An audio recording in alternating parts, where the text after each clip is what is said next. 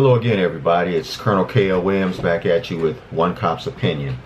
You know, being a police officer for over 30 years, having been involved as a patrol officer, detective, trainer, administrator, I've seen a lot in that time.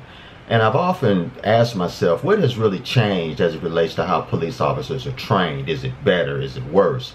I truly believe training has improved.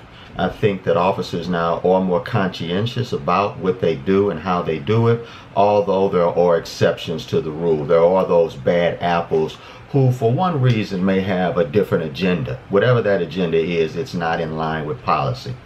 Let's be honest. You know, when a police officer uses deadly force, he has to ask himself several questions, but sometimes these questions have to be answered very quickly because the situation is escalating rapidly.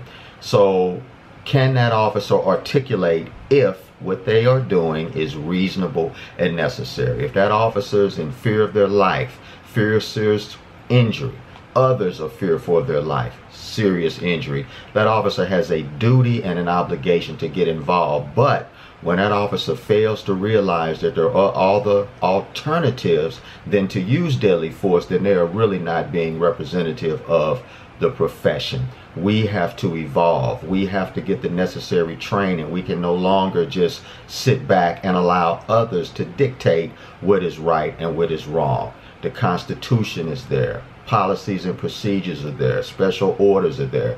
We just have to be responsible enough to understand how they work, and we have to have refresher training. I think it's important that all police officers go through training in de-escalation and reasonable alternatives to the use of deadly force. But you know something else? I think a lot of officers out there need to learn how to meditate.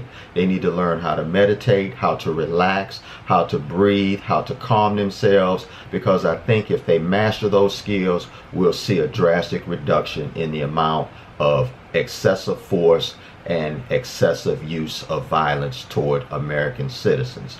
Just one cop's opinion.